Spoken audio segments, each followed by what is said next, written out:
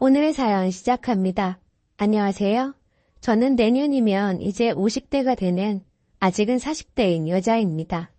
저는 1년 전에 이혼을 하였어요. 아니, 이혼을 당했어요. 저는 남편과 결혼하고 난 후 20년 넘게 살면서 이혼 같은 거는 단 한 번도 생각해 본 적이 없었어요. 결혼하고 살면서 남편과의 불화도 단 한 차례도 없었거든요. 그렇게 살았는데 하루아침에 이혼을 당했네요. 하지만 저는 이혼을 당하고 난 뒤 너무나 행복한 삶을 살고 있어요. 제가 이혼당한 행복한 이야기를 한번 써볼게요. 저와 남편은 동갑입니다. 남편하고는 22살에 만나서 3년 정도 연애를 하고 결혼을 하였어요. 결혼하고 남편은 대기업은 아니지만 꽤 괜찮은 중소기업에 입사를 했습니다. 저는 고등학교를 졸업하고 작은 회사에 다니고 있었지만 결혼과 동시에 그만두고 전업주부가 되었어요. 그리고 결혼한 지 2년 만에 첫애를 낳았어요. 첫애는 아들이었고요. 둘째는 첫째 낳고 2년 뒤에 낳았고 딸이에요. 태어난 아이들을 보면 너무나 예뻐서 정말 행복했어요. 하지만 마냥 행복하지만은 않더군요. 두 아이의 육아는 온전히 제 몫이었거든요. 남편은 회사 일을 한다는 핑계를 대며 하나도 도와주지 않았습니다. 저는 그래도 불평하지 않았어요. 남편이 저희 가족을 위해서 밖에서 힘들게 일한다고 생각했거든요. 자기 남편은 집안일을 분담해서 하고 육아도 잘 도와준다는 친구들도 여럿 있었어요. 그렇게 남편 자랑을 하는 말을 들을 때면 저도 남편이 저를 조금만 도와줬으면 좋겠다라고 생각한 적이 있었죠. 하지만 이내 그건 제 욕심이라고 생각하고 말았어요. 사람 생김이 다 다르듯 삶도 다 다르잖아요. 남편이 아내를 잘 도와주는 사람이 있는가 하면 제 남편처럼 집안일이나 육아를 도와주지는 않지만 회사 잘 다니고 다른데 한눈 팔지 않고 월급 꼬박꼬박 갖다 주는 사람도 있는 거잖아요. 아내 입장에서 보면 제 남편은 100점짜리 남편은 아니어도 꽤 괜찮은 편에 속한다고 생각했죠. 그래서 저는 그런 남편에게 불만이 없었어요. 그런데 누구나 그렇듯 살면서 항상 행복한 일만 있는 거는 아니잖아요. 결혼하고 10년째 되던 해에 친정 부모님 두 분 다 돌아가셨어요. 갑작스러운 사고였어요. 그때를 생각하며 지금도 눈물이 나는 건 어쩔 수가 없네요. 정말 너무 힘들어서 하루도 못 살 것 같더니 또 하루하루 사라지더라고요. 그때 남편과 애들이 참 많은 힘이 되었어요. 그리고 시아버지가 암에 걸리셨어요. 그런데 시어머니 연세가 있으셔서 병수발을 못 드는 상황인 거예요. 남편의 형제는 삼형제인데요. 남편이 차남이었어요. 그런데 다른 형제들은 모두 외국에서 살고 있었어요. 그래서 어쩔 수 없이 병수발은 제가 하게 되었네요. 그래도 그 보상이라고 하기는 좀 그렇지만 시부모님은 가지고 계신 집과 땅을 팔아서 남편을 주었고 저희 집으로 들어와 사셨어요. 다행히 애들이 고등학생, 중학생이어서 엄마의 손이 절실히 필요한 나이는 아니었어요. 시아버지의 병수발은 병원에서 3년, 집에서 1년, 이렇게 총 4년 가까이 들었네요. 그리고 시아버지가 돌아가시고 나자마자 연이어 시어머니도 병에 걸리셔서 병원에 입원하셨어요. 시어머니가 아프시다는 진단을 받았을 때는 저는 정말 어디론가 도망가고 싶었어요. 시아버지 병수발을 4년이나 했는데 바로 시어머니 병수발을 들어야 한다니 제 인생은 왜 이렇게 꼬일까 싶었네요. 하지만 제가 아니면 할 사람이 아무도 없는데 어쩔 방도가 없었습니다. 시어머니는 1년간 병원에 입원해 계셨고 결국 돌아가셨습니다. 그러니까 5년 동안 시부모님 병수발을 들었어요. 시아버지가 병원에 계실 때는 정말 힘들었어요. 친아버지가 아닌 시아버지라는 것이 결코 쉬운 일이 아니잖아요. 또 남편과 애들만 있는 것도 아니고 집에 계신 시어머니까지 신경을 써야 했으니까요. 그렇다고 시어머니가 집안일을 해주시지는 않았어요. 시어머니가 그 정도로 나이가 많지 않으셨는데요. 왜 그러셨는지는 나중에 알게 되었어요. 시어머니 병수발을 드는 어느 날이었어요. 병실 옆 침대에 새로운 사람이 입원을 하였는데 저보고 딸이냐고 묻는 거예요. 며느리라고 하자 요즘 같은 때에 정말 대단하다고 시어머니에게 며느리 잘 얻었다고 말하더라고요. 그 말을 듣더니 시어머니는 제가 병수발을 드는 거 다 들만해서 드는 거라고 하는 거예요. 둘째인데 병수발 드는 조건으로 유산을 물려줬다고 이야기하신 거죠. 어이가 없었어요. 그 돈 제게 주신 것도 아니었고 남편에게 준 거잖아요. 그리고 만약 안 주셨어도 저는 병수발을 들었을 거예요. 집하고 땅을 파신 돈 준다는 말 듣기 전에 이미 병수발 들기로 마음 먹었었거든요. 시어머니의 말을 듣고 저는 그래서 시아버지 병수발 때 아무것도 도와주지 않으셨구나라는 생각을 했어요. 시어머니는 돈도 줬으니까 며느리 부려먹는 거는 당연하다 생각하셨던 거였어요. 6인 병실이어서 다른 사람들도 많았는데 정말 얼굴이 화끈거려 혼났어요. 시어머니가 아프시니 제가 그냥 참고 말았습니다. 그 뒤로도 시어머니는 정말 말도 안 되는 행동을 하셨어요. 글쎄, 제가 집안일을 하러 집에 잠깐 간 사이에 병실 사람들에게 제 휴무를 본 거예요.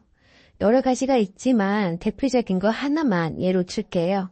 다른 며느리들은 똑똑해서 남편들 내조 잘해서 다들 외국 가서 잘 산다고 했다더군요. 그런데 저는 못나서 남편 내조를 잘 하지 못하니 저희가 잘 못 산다고 이야기한 거예요. 정말 그 이야기가 가당키나 하는 말인가요? 왜 제 핑계를 대나요? 본인 아들이 못나서 그렇다고 생각해야지 안 그런가요? 옆 침대 아줌마 딸이 저와 나이가 비슷해서 친하게 지냈는데요. 그 딸이 저한테 이야기해 주더라고요. 그 후로도 시어머니는 저만 없으면 제 휴무를 보셨어요. 하지만 병실 사람들은 시어머니가 그러면 그럴수록 저한테 더 잘해주더군요. 시부모 병시발 드는 게 보통 일이 아니라는 거는 누구나 다 아는 일이니까요. 저는 시어머니가 제 흉을 봐도 아프셔서 그러겠거니 하고 참았어요. 시어머니가 사시면 얼마나 사시겠어. 사시는 동안이라도 잘해드리자 싶었죠. 그리고 시아버지 병시발보다는 힘들지 않았으니까요. 그러다 재작년에 시어머니가 돌아가셨어요. 시어머니가 돌아가실 때는 시아버지 때랑 또 다르더군요. 시아버지 때는 시어머니가 걸렸지만 이제는 양쪽 모두 부모님이 안 계시니 앞으로 이렇게 병수발을 들 일은 없겠구나 하는 생각에 솔직히 시원섭섭하더라고요. 남편은 제 부모가 돌아가셔서 슬프고 힘들기만 하겠지만 저는 솔직히 그렇게 슬프지는 않았네요. 그래도 저는 시부모님에게 제 할 도리는 다 했다고 생각했어요. 남편도 고맙다고 했고요. 그때는 정말 죽을 것 같이 힘들었지만 그래도 남편이 알아주니 되었다라고 생각했죠. 그런데 시어머니가 돌아가신 지 6개월 정도 지났을까요? 갑자기 남편이 결혼을 하자고 하더군요. 전 그 말을 듣고 깜짝 놀랐습니다. 진짜 어제까지 남편과 웃으며 잘 지냈는데 하루아침에 나온 말이었거든요. 남편은 자기가 돈 벌어오는 기계냐며 이제 자기가 힘들게 번 돈은 자기가 마음껏 쓰며 살고 싶대요. 그리고 한 푼 두 푼 모아서 산 이 집에서 저더러 나가라고 하대요. 자기가 벌어서 샀다고요. 너도 나가서 제발 돈 한 번 벌어서 살아보라고. 그래야 내가 얼마나 힘든지 알 거라고 하는 거예요. 그 말을 듣는데 정말 기가 차더라고요. 그래서 저는 그럼 나는 그동안 놀았느냐고 했죠. 애들 갓난아기 일 때부터 지금껏 혼자 다 돌보고 키웠고 시부모 병수발 내가 다 하지 않았느냐고 했어요. 그런데 그런 나에게 이제 와서 어떻게 그럴 수 있느냐고 했습니다. 제 말을 듣고도 남편은 조론하자는 뜻을 굽히지 않더군요. 그래서 저는 조론은 무슨 조론이냐, 그냥 깔끔하게 이혼하자고 강하게 나갔어요. 그렇게 나오니 남편은 그러자고 하더라고요. 애들은 제가 어떻게 살아왔는지 다 아니까 제 편을 들며 자기들은 다 컸으니 신경을 쓰지 않아도 된다고 하고요. 그리고 애들은 다 독립해서 따로 나가서 살고 있었어요. 그럼 저는 남편에게 재산의 절반을 달라고 하니 남편은 콧방귀를 끼면서 비웃더군요. 자기가 번 돈인데 왜 저를 주느냐고 하면서요. 세상이 좋아져서 스마트폰의 뉴스만 봐도 세상이 어찌 돌아가는지는 다 아는데 남편만 구시대적 발상을 하고 있더라고요. 저같이 집안일만 하는 아줌마도 그런 거는 다 옛날 말이라는 것 정도는 아는데 말이죠. 결국 저는 이혼 소송을 했어요. 제가 변호사를 만나서 소송을 건다고 하자 그제야 잘못했다고 이혼하지 않는다고 나오더군요.